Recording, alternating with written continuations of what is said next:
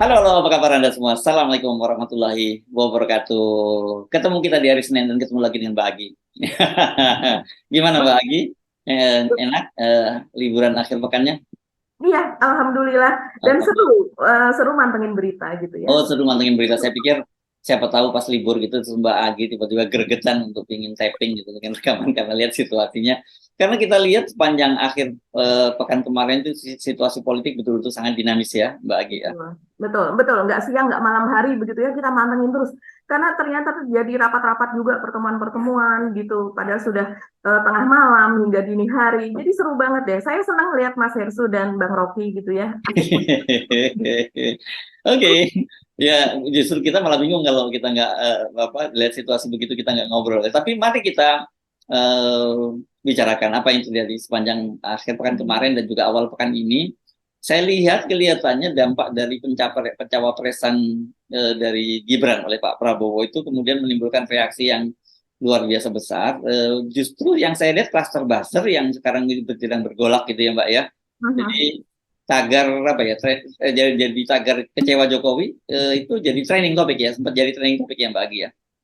Iya betul, tagar kecewa Jokowi ini dari sejak kemarin sampai dengan Hmm. hari ini itu masih terus Mas Hersu. Jadi kebanyakan malah justru itu yang berbicara adalah para pendukung dari Pak Jokowi begitu ya. Ada yang Hmm. dari sejak beliau jadi wali kota, jadi gubernur DKI, dan terutama itu para buzzer yang mendukung Pak Jokowi dari sejak 2014, 2019, dan bahkan sampai terakhir-terakhir belakangan ini gitu. Ya, ya, Mereka ya. betul-betul terkejut dan sepertinya kayak collapse gitu ya. Ya, jadi kayak hari patah hati nasional gitu ya kelihatannya ya jadinya ya. Ya karena Iya. kalau Hmm. menurut saya kalau buzzer mungkin saya nggak terlalu terkejut gitu ya. Ya memang ada tanda-tanda tapi saya banyak sekali warga biasa netizen biasa gitu yang kemudian dia mengunggah foto bersama dengan Pak Jokowi gitu yang menunjukkan bahwa memang betul-betul dia ini bukan sekedar akun anonim gitu yang ngarang-ngarang ngaku pendukung Pak Jokowi, tapi mereka punya bukti menunjukkan bahwa mereka betul-betul pendukungnya diehardnya Pak Jokowi gitu ya Mbak ya. Iya, betul. Jadi mereka seperti misalnya mengatakan bahwa saya dulu percaya kepada Bapak, gitu. Saya Hmm. itu pengaku Bapak, saya pendukung Bapak, gitu. Jadi dan dia memperlihatkan fotonya bersama Pak Jokowi, begitu. Tapi sekarang dia kemudian dengan hashtag kecewa Jokowi, begitu. Ya, ya, Jadi ya, mereka ya, nggak menyangka manuver Pak Jokowi ya. belakangan ini, gitu. Kalau saya nggak menyangka mereka bisa bisa seperti itu gitu loh karena kan dulu kan ada semacam bercandaan gitu ya di antara kita kan ada dua orang yang di dunia ini sulit untuk diberitahu kan begitu ya. Mhm, Satu yang mhm, pertama orang sedang jatuh cinta, ampun deh apalagi kalau remaja sedang jatuh cinta kan mau diomongin kita ngomong apa aja kita susah untuk mengingatkannya. Yang kedua itu pendukungnya Pak Jokowi, begitu ya. Itu susah untuk dikasih tahu sama dengan orang yang sedang jatuh cinta. Tapi sekarang bayangkan yang mhm. ngomong itu tadi ya mulai buzzer dari orang pendukung Pak Jokowi dan ada yang terbaru itu saya kira Ahok. Nah ini partnernya Pak Jokowi sendiri juga sampai bersuara keras ya soal soal Gibran ini ya. Jadi saya tadi mikir-mikir kok Ahok sampai begitu ya padahal kan dia dibikin enak tuh sama Pak Jokowi dia udah jadi jadi komisaris eh, Mhm. di Pertamina. Pertamina yang gajinya Mhm. miliaran gitu tapi kan Betul, sekarang Ahok ini mau jadi kader PDIP ya Mbak ya. betul. Iya. Ya. Mhm. itu Iya, itu kita menarik kita tuh perlu lihat nih apa apa yang coba dikatakan kita oleh simak ya kita simak ya apa yang Mhm. disampaikan oleh Ahok ya. Mhm. Anda jadi wali kota baru 2 tahun 3 tahun kan belum teruji. Ini urus negara loh, mau jadi presiden loh. Kalau Anda belum lengkap, belum pernah di legislatif, belum nasional ya maksud DPR. Kan DPR kan boleh ngerti nih pemerintahan seperti apa. Anda belum pernah di eksekutif yang tingkat provinsi. Anda nggak ngerti jadi presiden nanti. Ini bukan soal belajar-belajar coba-coba loh. Ini negara dipertaruhkan untuk 2045. Ini negara sebentar lagi 300 juta penduduk kita. Mana boleh kita kasih orang coba-coba.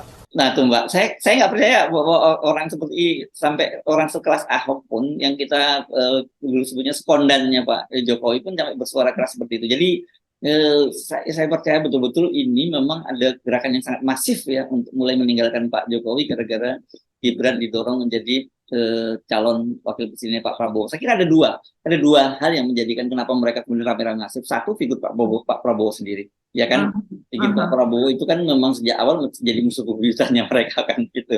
Bahkan mungkin kadernya Anies itu kalau itu di bawahnya Pak Prabowo lah kalau kalau itu ya. Mhm. Itu kan Mhm. gitu. Yang kedua, saya kira faktornya adalah kemudian Gibran gitu ya yang dijadikan calon wakil presiden karena ini politik dinastinya Pak Jokowi. Tapi saya sih menduga mungkin akan berbeda reaksinya kalau Gibran jadi calon wakil presidennya Ganjar Pranowo misalnya gitu ya. Betul. Ya. Jadi lebih pada begitu. Jadi klasternya sebenarnya tetap klaster seperti itu ya, Mbak Agi. Kalau saya melihat misalnya Mas Hersu ini taruhlah mereka-mereka yang protes begitu ya. Misalnya taruhlah yang belakangan ini sangat intens itu kan Gunawan Muhammad atau GM gitu, mantan pemimpin redaksi Tempo begitu. Dan juga misalnya yang lain-lain itu misalnya adalah Eros Jarot ya, dia dulu pernah juga di PDIP. Ya, Eros Jarot tapi udah agak lama loh, ya sudah keluar begitu ya, tapi kan dia kecenderungannya dia akan tetap merah begitu. Ya, betul. Kemudian ada Putet Kertarajasa dan sebagainya. Kalau seandainya dia bersuara itu dan belakangan ini sangat intens, saya melihatnya sebagai sesuatu orang yang memang pengagum Pak Jokowi, terus kemudian pendukung Pak Jokowi yang kemudian terhempas begitu saja karena dia begitu saking kagumnya dia maka mengeliminir semua hal-hal yang bisa dilihat orang yang dengan kacamata yang waras begitu kan. Tapi kalau seandainya Ahok itu yang mengatakan, saya melihat Ahok ini orang yang sangat dekat, dia dari sejak gubernur sampai dengan maksudnya dari sejak gubernur sampai dengan kemudian Pak Jokowi menjadi presiden dan dia masih sempat menjadi gubernur DKI Jakarta, artinya dan hubungan dengan Pak Jokowi itu cukup baik, hubungan dengan anak-anak Pak Jokowi cukup baik. Kalau saya lihat misalnya seperti Ahok, saya secara pribadi ya ini pendapat pribadi saja, saya mengumpamakan seperti saya dan kawan dekat saya, misalnya taruhlah saya dengan Mas Hersu, kami suka membicarakan soal anak juga, yang artinya Ahok ketika tahun 2012 gitu bersama dengan Pak Jokowi, mungkin Gibran usianya masih 20-an gitu kan Mas Hersu, dan kemudian Kaisang usianya masih belasan. Jadi dia tahulah ini kapasitas dari anak-anak Pak Jokowi, bagaimana di masa-masa remajanya, bagaimana masa ketika mereka mulai tumbuh, kalau saya membayangkan demikian, sehingga tahu betul kapasitas dari anak-anak Pak Jokowi begitu, dan dia juga pasti tahu persis bagaimana Gibran ini ketika naik menjadi wali kota itu sebetulnya di endorse oleh Pak Jokowi sendiri, walaupun Pak Jokowi sampai sekarang begitu tidak mengakui itu, dan Gibran pun juga tidak mengakui itu walaupun sudah diungkap begitu dengan sangat jelas oleh Pandana Baban senior dari PDIP begitu, bahwa sebetulnya PDIP mengorbankan kadernya yang itu jelas dibantah gimana sih Mbak, foto video-video berita-beritanya ada bagaimana Pak Purnomo, Ahmad Purnomo yang mendapat rekomendasi dari DPC PDIP dari kalau mereka konperda ya, konferensi Kompercap ya kalau DPC ya mereka menyebutnya. Betul. Dia dipanggil oleh Pak Jokowi dan kemudian dia ditawari jabatan. Jadi udahlah, ini memang apapun yang diucapkan oleh keluarga Jokowi itu nggak pernah bisa dipegang. Saya kira, dan itu pun juga terlihat oleh pada Gibran kan, karena Gibran sendiri kan waktu ditanya, saya nggak yang ngurus, saya nggak ngurus SKCK gitu, yang ngurus itu Pak Erik, tanya sama Pak Erik, tapi ternyata kemudian dia sudah ngurus SKCK. Jadi memang betul-betul sama persis, kalau ngomong itu nggak bisa dipegang, ya nggak bisa dipercaya gitu omongannya. Betul, sama-sama persis begitu Mas Hersu. Jadi sen kanan belok kiri gitu, bilang ke atas ternyata ke bawah gitu, pokoknya 180 derajat lah kebalikannya. Dan sekarang yang ramai juga apa yang dikatakan oleh Pak Jokowi pada bulan Maret lalu atau apa ya Mas tanggal berapa tanggalnya saya lupa begitu, dan kemudian dibandingkan dengan apa yang dikatakan Pak Jokowi pada tanggal 22 Oktober kemarin. Itu aja juga didengerin. Pertama umur, yang kedua baru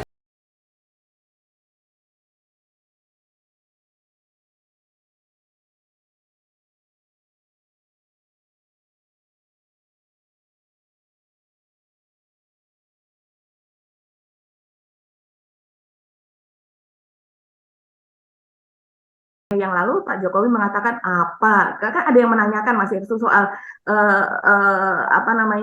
pendaftaran gugatan dari PSI itu kan mulai bulan Maret, sesudahnya banyak sekali gugatan kemudian yang masuk mengenai batas minimal dari cawapres dan capres begitu, dan kemudian semua orang juga sudah mulai tahu bahwa itu tujuannya adalah untuk menaikkan Gibran. Ketika itu ditanyakan kepada Pak Jokowi soal kans Gibran untuk naik seandainya itu dikabulkan, itu sudah mulai sejak bulan Mei, dan kemudian Pak Jokowi mengatakan apa masih belum cukup umur, masih belum cukup pengalaman, orang dia itu masih muda, dia baru 2 tahun menjabat sebagai wali kota, itu tidak maksudnya tidak tidak masuk akal lah begitu, itu hanya sekedar ya orang mengatakan demikian tapi kenyataannya tidak dan sebagainya, dan itu sangat jelas apa yang dikatakan Pak Jokowi. Dan kemudian sesudahnya pada tanggal 22 Oktober kemarin ketika ditanyakan kembali, Pak Jokowi mengatakan bahwa ya orang tua itu kan hanya tinggal merestui dan mendoakan begitu, orang tua Iya. tidak perlu cawe. Nah, Itu kok bisa ya? aneh. Kok bisa ya ngomong seperti itu dengan wajah tanpa dosa seperti itu gitu ya? Dan itu juga terjadi pada Gibran kan pada waktu saya ingat dia di dalam sebuah kuliah di dalam apa ya kuliah memberikan kuliah umum gitu di mahasiswa di Semarang, saya lupa nama kampusnya kan, ketika ditanya dia dia nggak akan dia fokus ke bisnis, dia tidak tertarik politik, bahkan dia jadi tim ses pun tidak kan, pada waktu itu dia menyatakan begitu kan. Gak lama kemudian dia jadi wali kota Solo. Jadi benar-benar persis ini seperti itulah, seperti ya like father like son ini ya seperti ini gitu. Jadi kita bisa membayangkan seperti apa nanti kalau dia jadi calon wakil presiden. Kalau dia jadi wakil presiden seperti apa itu nanti ya sama persis gitu. Dan sekarang orang ramai mengatakan, Mas Hersu, ternyata kekagetan yang kemarin belum selesai, belum pulih begitu ya, ketika Kaisang itu baru menerima kartu anggota dari PSI, bahkan kartu anggotanya itu diantarkan oleh Ketua Dewan Pembina dan juga oleh Ketua Umum dari PSI sendiri. Bayangkan ini ada anggota baru yang kartu anggotanya itu diantarkan ke rumahnya, dan di rumahnya ketika itu dia ada di rumah bapaknya, yaitu di rumah Pak Jokowi. Dan kemudian pada hari ketiga dia sudah langsung naik menjadi Ketua Umum PSI. Itu belum reda loh sampai sekarang, pembicaraan soal itu aja orang masih kaget. Ternyata ada yang lebih dahsyat lagi, yaitu ada seseorang yang baru saja begitu diangkat sebagai kader Golkar, katakanlah demikian, dan kemudian dia Kan dideklarasikan. belum kan Mbak, belum resmi kan jadi Golkar. Belum resmi, dia entah sudah mendapat kartu anggota atau belum. Yang jelas kan kalau dari PDIP, Rudi belum pamit, belum resmi keluar. Belum resmi keluar juga, tapi FX Rudi sudah mengatakan kalau dia sudah dideklarasikan maka dia otomatis dia akan keluar. Sudah tidak perlu ada seperti halnya Budiman Sujatmiko ketika itu dia mengatakan kalau dia dukung Prabowo ya sudah pasti dia otomatis keluar. Cuman ini perlakuannya agak berbeda karena memang ada surat yang beredar di dalam internet PDIP sendiri. Ini kan kita mendapatkan bocoran ya, media pada mendapatkan bocoran bahwa diminta untuk tidak bersuara keras terhadap pencalonan Gibran ini. Jadi itulah kenapa kita tidak perlu heran kalau seandainya dari Mbak Puan terlihat tetap dia seperti berbicara normatif, kenapa tidak ada kemarahan. Hanya mungkin yang marah itu ada beberapa ya, misalnya seperti Pandana Baban yang terheran-heran apa dan sebagainya, beberapa di Twitter bersuara agak keras, dan terutama pendukung tapi di luar partai. Di dalam partai sendiri tidak terlalu terlihat bergejolak, walaupun di dalamnya terjadi suasana panas dan bergejolak. Nah, kita kembali kepada yang tadi, ketika Gibran itu kemudian datang ke Golkar, terus kemudian dia sepertinya akan menjadi kader dari Golkar karena akan diusung oleh Golkar begitu ya, tapi kita tidak melihat ada penyerahan kartu anggota dan sebagainya, tapi artinya dia dideklarasikan dan diusung oleh Golkar. Nah, kemudian pada hari berikutnya sudah dideklarasikan menjadi cawapres. Itu orang ramai juga itu di Twitter, Mas Hersu. Ternyata Kaisang ketika itu nggak ada apa-apanya dibandingkan dengan langkah Gibran saat ini gitu. Baru saja dia datang ke Golkar dan kemudian diusung di situ, dan hari berikutnya dia sudah dideklarasikan, yaitu tadi malam dideklarasikan di Kertanegara 4 dari hasil pertemuan para ketua umum Koalisi Indonesia Maju beserta dengan sekjennya. Dan yang menunggu Rapimnas Gerindra dulu ya Mbak ya? Tidak perlu. Rapimnas Gerindra hari ini Prabowo mengatakan Rapimnas ya Rapimnas saja, tapi tidak akan ada deklarasi lagi. Jadi sebelumnya ini memang gejolak di dalam sangat-sangat dari detik ke detik itu terus berubah. Bahkan kami para wartawan itu mendapatkan informasi dari dalam itu, kami sudah meyakini informasi ini benar. Oh jadi fix ya demikian. Sebelumnya misalnya deklarasi akan dilakukan pada acara Rapimnas Gerindra yang dilakukan pada hari ini, hari Senin. Dan kemudian pendaftaran ke KPU rencananya akan dilakukan pada hari Selasa begitu. Bahkan seperti misalnya Dhanil Anzar, yaitu adalah jubir dari Menhan dari Pak Prabowo sendiri juga sempat mengatakan demikian. Bahkan dia mengatakan bahwa nanti semacam deklarasinya mungkin akan dilakukan di JCC ataukah di GBK. Begitu juga senior dari Golkar lain, dari Gerindra lainnya mengatakan demikian. Ternyata last minute tadi malam gitu, pada acara konferensi pers yang dinyatakan oleh Pak Prabowo itu mengatakan bahwa tidak akan ada deklarasi lagi, semua sudah fix. Jadi pernyataan ini dianggap sebagai deklarasi dari Capres Prabowo dan Cawapres Gibran, dan kemudian pendaftaran ke KPU akan langsung ke sana gitu pada tanggal 25 Oktober. Jadi hari terakhir itu akan dilakukan pendaftaran.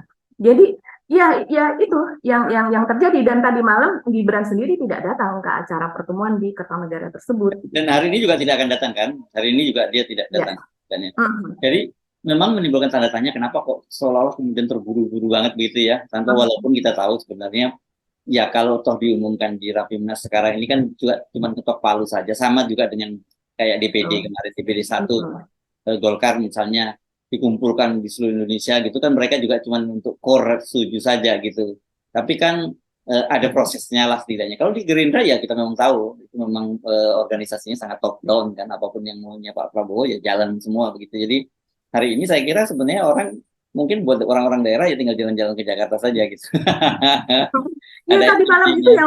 tadi Ya. malam Mas Hersu perhatikan tidak pada acara konferensi pers dengan Pak Prabowo itu banyak sekali disorot juga ekspresi dari para ketum begitu, yang terlihat loh ini deklarasi yang biasanya gegap gembita gitu, terlihat senyumnya merekah, tertawa dengan gestur yang happy, tapi di situ terlihat lumayan tegang. Dan salah satu yang sangat disorot yaitu adalah ekspresi dari Yusril, yaitu bagaimana itu menjadi perhatian ya, banyak media yang menulis juga bagaimana dia terlihat tidak bersemangat begitu, bahkan ketika bergandengan gitu dia tidak memulai lebih dulu, tapi orang yang di sebelahnya yang memulai dia untuk bergandengan untuk sesi foto begitu, Mas Hersu. Dan juga yang disorot juga adalah kemarin ketika ini kan Gibran kan safari ya dari rumah ke rumah begitu, dari satu ketum ke satu ketum yang berikutnya begitu, dan yang terakhir dia datang ke kediaman AHY, dan di situ dia mengatakan gitu bahwa AHY yang mengatakan bahwa Gibran ini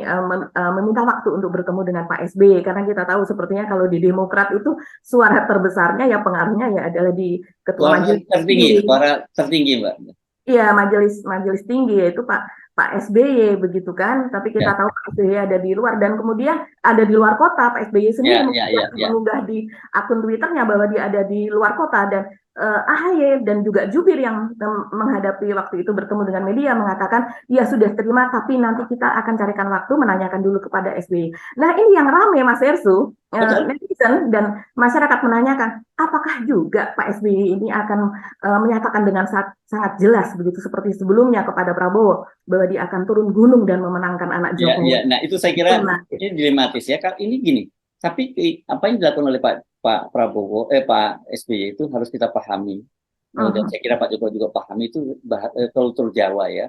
Kultur Jawa itu kan orang Jawa itu tidak konfrontatif ya. Kalau mengatakan tidak itu dia tidak akan menyatakan tidak.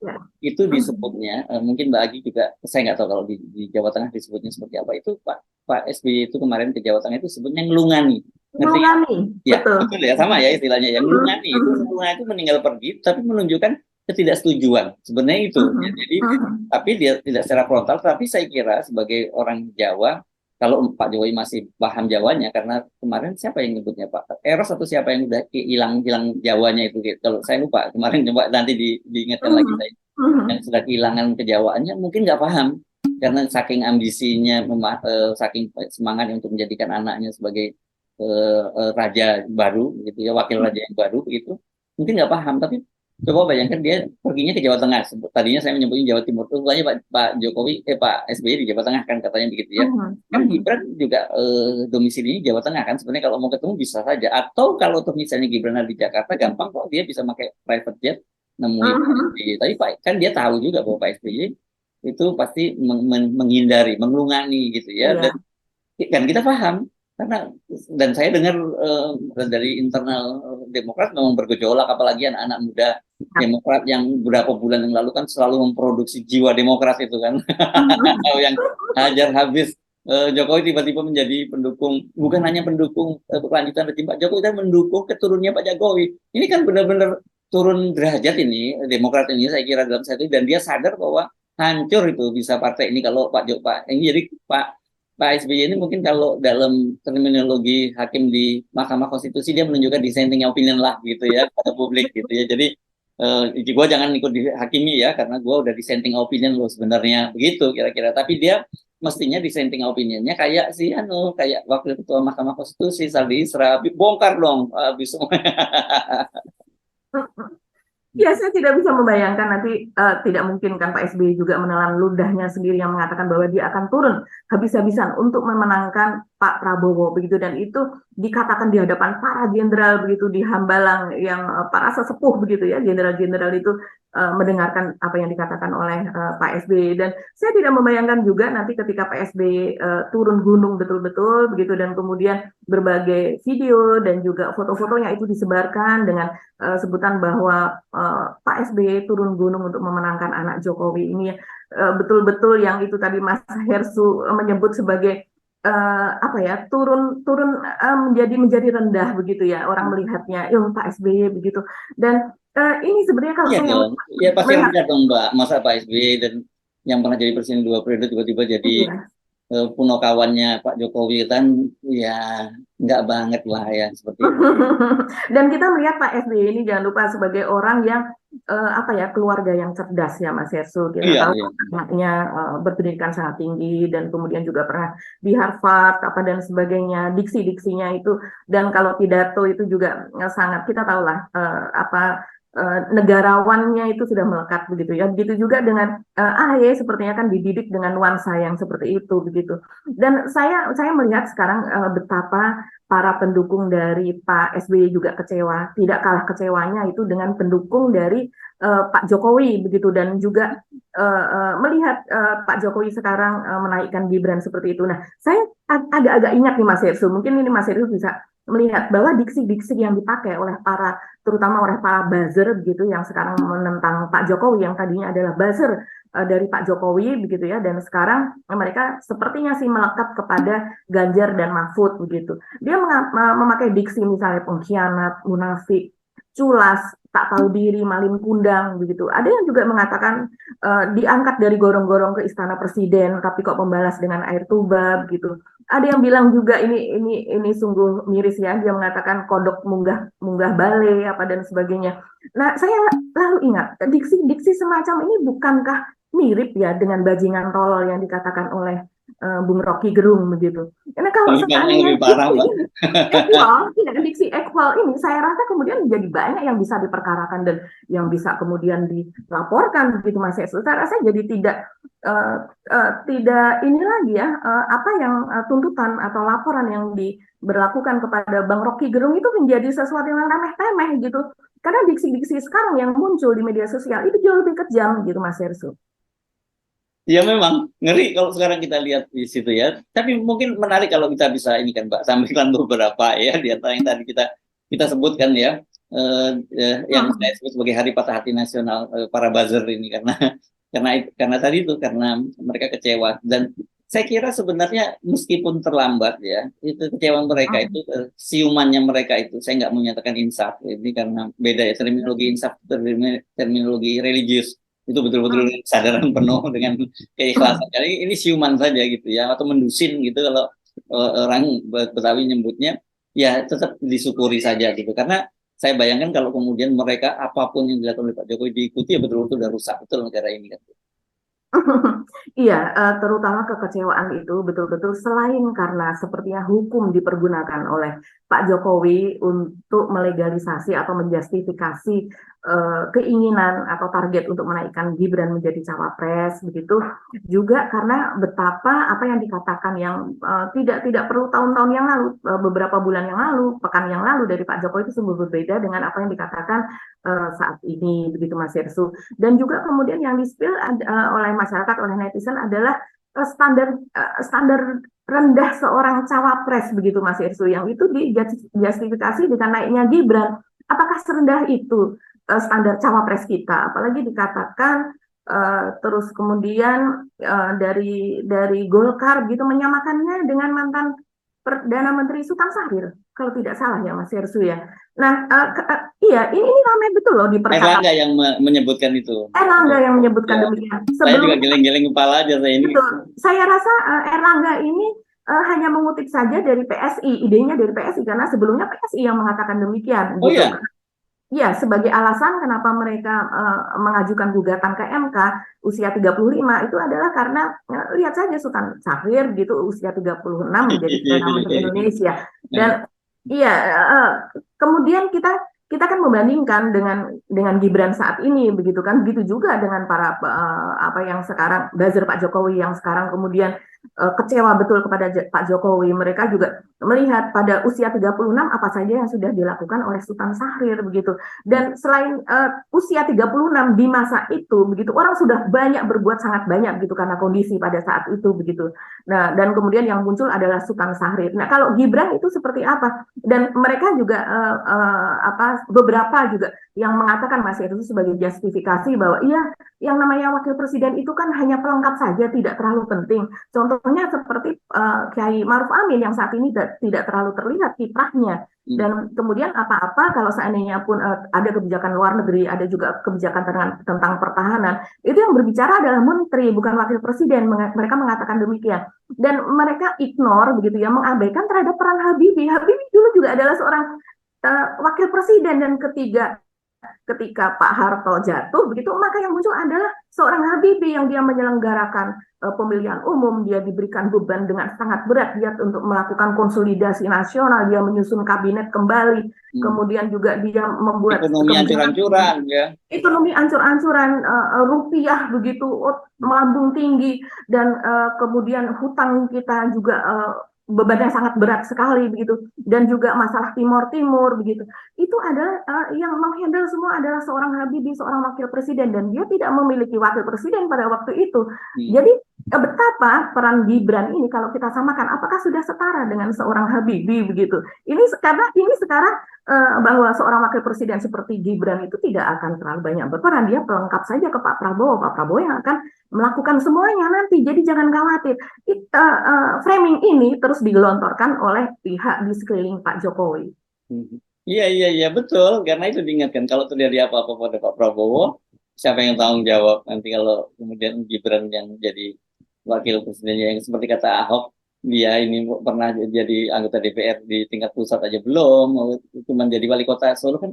Bagaimanapun Solo itu ya, bukan kita mau meremehkan warga Solo, itu kan kota kecil ya, kompleksitas persoalannya gitu lah maksud saya ya, kompleksitas persoalannya kalau dibandingkan dengan jangan dengan Jakarta deh, dengan kota-kota lain seperti Jogja atau seperti Surabaya begitu, Medan kan pasti beda lah ke Solo itu kan gitu.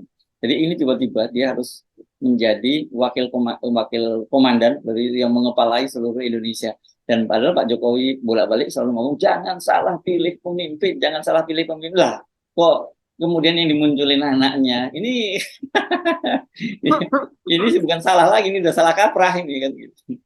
Iya, jadi kemudian muncul juga meme gitu ya, ternyata perkataan Pak Jokowi selama ini yang ojo ke susu, ojo berusaha berusuh, ternyata hanya karena anaknya lah yang bernafsu begitu. Iya, ya nunggu keputusan Mahkamah Konstitusi dulu gitu ya. Iya, dan tadi malam itu juga orang banyak terperangah ketika para ketum dan juga sekjen itu berderet gitu Mas Irsu. Ada Yusril, ada Zulhas, kemudian ada Erlangga dan sebagainya. Yang kita tahu Erlangga mungkin orang banyak mengenal, dia kan anak menteri, anak Pak Hartarto, seorang direktur utama dari Krakatau Steel zaman dulu, kemudian menjadi Menteri Perindustrian, kemudian menjadi Menko Ekonomi di zaman itu. Itu kan anak yang ya tumbuh di tengah di tengah pernah susah lah gitu ya. Nggak pernah susah begitu. Tapi kita tahu Pak Harto ini juga dari UGM, dan dia juga seorang aktivis juga, walaupun dia mungkin orang yang tidak susah begitu. Tapi kalau kita lihat biografinya, riwayat hidupnya, dia juga orang yang matang juga di lapangan, dan dia sudah puluhan tahun juga ada di Golkar begitu. Dia juga anggota DPR apa dan sebagainya, dan dia tidak memiliki kapasitas mereka ini yang seperti Profesor Yusril dan lain-lain, tidak memiliki kapasitas untuk menjadi cawapresnya Prabowo. Ini luar biasa. Ya, saya bisa membayangkan mungkin kalau jadi, ya kebetulan saya kenal cukup baik juga dengan Bang Yusril ini ya, sudah lama ketemu saja kan gitu ya, tapi tahu kan bagaimana perjalanan karir dia juga dulu mulai meniti dari bawah sampai atas, dan dia memang seorang yang matang dan orang yang sangat dihormati kalau dari sisi penguasaan hukum tata negaranya ya. Lepas dari kontroversi, orang boleh nggak setuju dengan pendapat dia, tetapi bagaimana dia itu dikenal sebagai salah satu seorang ahli hukum yang kemampuan filsafat hukumnya sangat bagus gitu ya, dan dia harus dukung ini kan, dia mungkin pegang kepala gini amat nasib gua gitu. Dulu dia pernah menjadi profesor termuda di UI juga ya, kalau tidak salah. Iya. Ini banyak orang-orang luar biasa kok tiba-tiba jadi ya ini sebenarnya cuma jadi punokawannya Gibran saja kan jadinya kan begitu. Ya mungkin punokawannya Pak Jokowi, tapi kemudian mereka turun derajatnya jadi punokawannya Gibran. Kan ini kan tragedi menurut saya buat mereka. Saya kira one day nanti saya mudah-mudahan saja mereka nggak mengalami masa itu ya. Berapa tahun yang akan datang ketika mereka lihat foto dan video itu mungkin mereka akan malu pada diri mereka sendiri. Betul, betul, betul Mas Ersu. Kalau saya lihat sih demikian begitu ya. Dan sekarang juga sudah mulai misalnya buzzer dari Pak Jokowi yang kecewa ini juga sekarang mulai mengakui Mas Ersu. Seperti Denny Siregar saja mengatakan bahwa ternyata melawan pendukung dari Anies Baswedan itu lebih asik katanya. Jadi lebih asik gitu melawan mereka di apa namanya di X gitu, biasanya di Twitter kan mereka saling bersahutan daripada melawan dari para pendukung atau buzzer dari Pak Prabowo atau dari Gibran saat ini begitu. Jadi rupanya yang sekarang ini lebih keras, lebih baper menurut dia karena dia sepertinya ya Pak Sesu tadi bilang mungkin sudah siuman lah. Kalau insaf sih enggak, tapi siuman begitu kan karena mereka kan masih mereka juga masih tetap beralihnya ke Ganjar dan mungkin mereka kecewa karena Pak Jokowi Pak Prabowo begitu kan. Iya, iya. Jadi mereka melihat bahwa apa yang sekarang mereka hadapi terhadap para pendukung dari Anies ini masih lebih asik gitu. Mereka tidak dengan suara yang sangat keras. Dan kemudian dari Anies juga menjawab bahwa loh, kamu nggak sadar kalau selama 9 tahun terakhir dan bahkan lebih dari 9 tahun kalau dimulainya dari sejak menjadi gubernur gitu, kami ini ya menjadi kamu sekarang ini gitu. Harus melawan sesuatu yang sangat keras di media sosial. Dan sekarang kamu baru merasakannya begitu. Jadi ini apa ya semacam fenomena yang kita tidak menyangka bahwa ini akhirnya akan terjadi gitu. Nah, kalau dari sisi yang lain kita menyambung kepada Anies ya Mas Hersu, ini malah apa yang terjadi di Anies ini malah seperti sesuatu yang apa ya? Ketika dari kubu Pak Prabowo begitu dan juga dengan dari koalisi dari PDIP ini sangat gonjang-ganjing begitu. Sementara kalau dari Anies ini sepertinya mereka berhasil untuk menggolkan suasana politik yang riang gembira.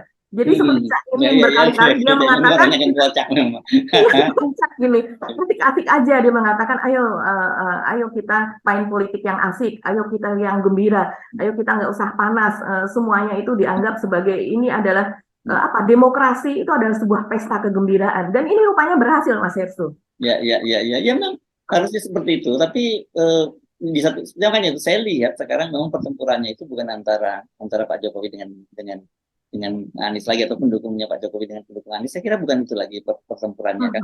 Mereka menyadari akhirnya bahwa jadi sekarang yang terjadi itu adalah Pak Jokowi lawan Megawati, pendukung Pak Jokowi lawan pendukung yang masih bertahan ya pendukungnya Pak Jokowi dengan pendukungnya Ibu Megawati. Ya jadi ini menarik, bahkan tadi saya membuat konten, saya menduga bisa terjadi aliansi ini antara pendukung Anies dengan pendukung Ibu Megawati, gitu, karena mereka punya satu musuh bersama, gitu, ya Pak Jokowi dan Pak Jokowi sama Gibran kan sekarang jadi common enemy kan sebenarnya. Saya kira partai-partai di sana juga mulai berpikir tentang bagaimana elektabilitas mereka kan dengan mendukung Gibran ini pasti hancur-hancuran yang ini kalau tidak pandai mengelolanya, terutama yang paling hancur pasti Demokrat itu yang kalau tidak cepat mengelolanya. Untung aja Pak SBY itu dissenting opinion, sementara kalau AHY mungkin tidak bisa melakukan itu ya, dia mau nggak mau terpaksa dia harus menerima Gibran datang gitu. Habis disuruh balik lagi nggak mau sih ke koalisi perubahan. Iya. Tadi kan kita bicarakan soal kecewa Jokowi yang menjadi trending ya Mas Hersu. Ini trendingnya itu gini. Kalau di X atau di Twitter itu sering berganti-gantian Mas Hersu. Jadi saling penyalip. Dari sejak kemarin itu juga PDIP menjadi trending dan ini hampir menyamai dengan kecewa Jokowi begitu jumlahnya puluhan ribu. Begitu juga yang terakhir kalau saya lihat, kita nih tapping di siang hari ya, baru saja saya lihat di X, di Twitter, itu yang mulai muncul adalah trendingnya nyelepet. Ini sebenarnya orang apa ya nyelepet gitu. Dan ternyata setelah saya buka, ini ternyata mengacu kepada video terakhir yang diunggah oleh akun Caimin dan Anies Baswedan gitu ya. itu yang soal mereka membuat rekaman tentang fungsi sarung. Ya, ya, Jadi ya.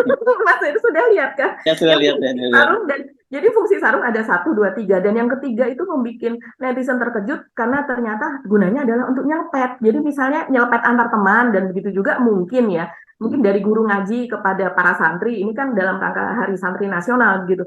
Dan ternyata Caimin ini nyelepetnya tuh beneran pedes kepada Anies begitu kan.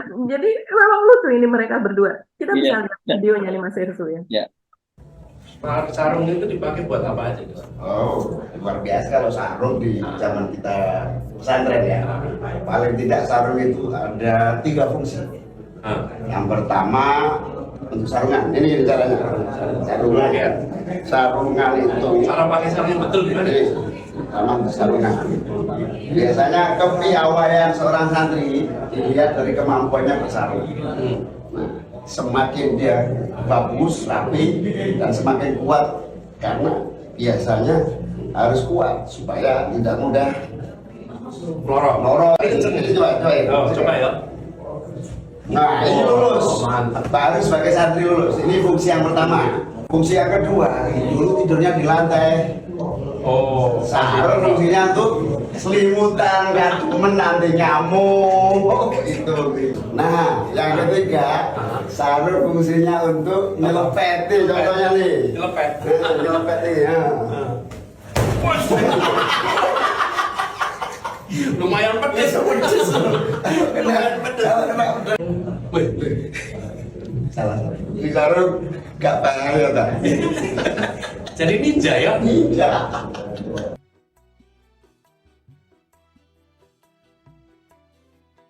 Jadi kelihatannya memang satu ini membuat politik makin asik, kedua ini mengangkat culture santri ya, berhasil ya tanpa sadar melakukan hal semacam itu mereka mengangkat culture santri gitu ya, dan ini sebenarnya saya tahu ini tujuannya komunikasi politik, ini bisa menciptakan engagement kan begitu ya dengan para kalangan santri ya, dilihat bahwa nah ini betul-betul kalau ini bukan kaleng-kaleng lah gitu kalau istilahnya begitu, memang mereka betul-betul paham gitu karena Anies sendiri kan sebenarnya juga pernah jadi santri kan dia ya di pesantren Pabelan di Jogja gitu ya.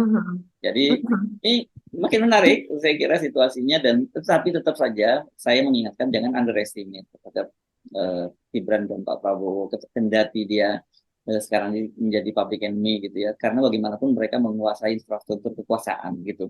Walaupun sebenarnya tanda-tandanya infrastruktur kekuasaan itu juga semakin goyah gitu. Jadi mari kita, menurut saya sarankan kita saksikan gitu mana skenario yang Pak Jokowi sama skenario langitan gitu ya. Iya, jangan lupa juga hari Senin ini kan jadwal dari Mahkamah Konstitusi gitu ya untuk bukan menyidangkan tapi hasil dari gugatan kan dibacakan. Iya, tapi saya kira itu mungkin tapi itu sepertinya sudah lah untuk tujuan aja lah ya itu. Betul, itu tidak akan lah karena itu kan bertentangan dengan tujuan dari pasangan Pak Prabowo dan Gibran. Gitu ya, lagi kita ketemu lagi sampai besok kita bikin politik menjadi lebih asik ya. Saya Subhan Arif dan saya Gibeta, terima kasih atas perhatian Anda. Tetap salam 0%. Wassalamualaikum warahmatullahi wabarakatuh.